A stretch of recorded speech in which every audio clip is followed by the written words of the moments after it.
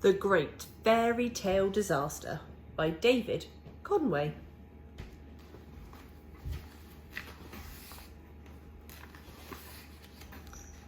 Once upon a time, there lived an old, big, bad wolf. He no longer had any huff and puff to blow down the three little pigs' houses. He'd had enough of falling into hot water. What I need, the wolf thought to himself, is a nice, relaxing fairy tale for a change. So he scampered off into the pages of the fairy tale book to find one.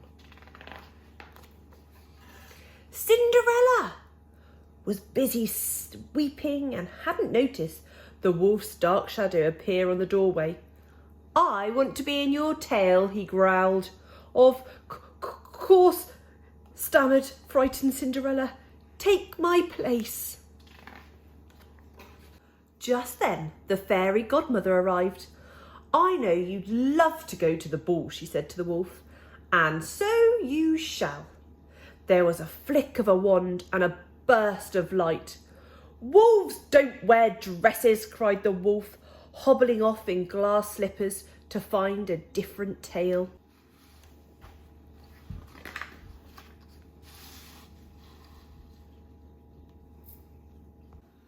Soon after, the big bad wolf crept up behind Jack on the magic beanstalk. Jack trembled as he let the wolf into his fairy tale.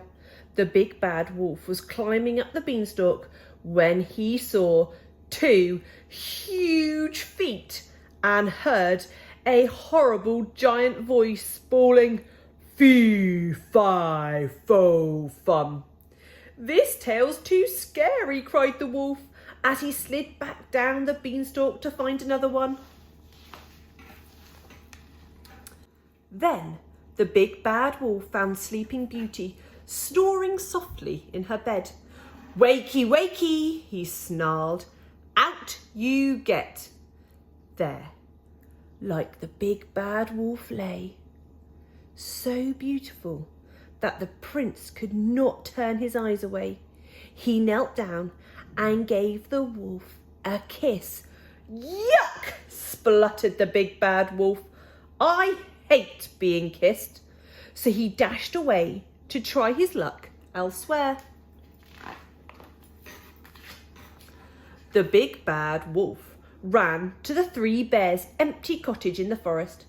He opened the door and stepped into the tale. "Yum," he said. "Porridge, my favourite." The big bowl of porridge was too hot. The second bowl of porridge was too cold. But the littlest bowl of porridge was just right. So the wolf ate it all up. "This is the life," said the wolf as he sat down in the big comfy chair. Suddenly, the door opened and in stormed the three bears. "Where's Goldilocks?" demanded Daddy Bear. "What are you doing in our fairy tale?" scowled Mummy Bear. "And where's my porridge?" cried Baby Bear. The wolf made a dash for it, but the three bears chased after him into the next fairy tale.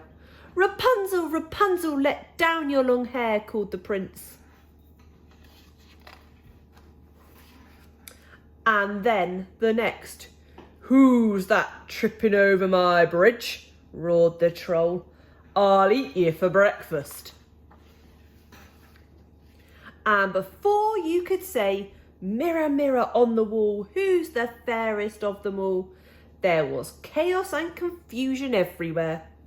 The princess didn't kiss a frog, but she kissed a billy goat gruff. Hansel and Gretel pushed Prince Charming into an oven, and Puss in Boots pricked his paw on a spindle and fell asleep for 100 years. "What a mess!" cried the big bad wolf, and he escaped back through the pages of the book to the three little pigs.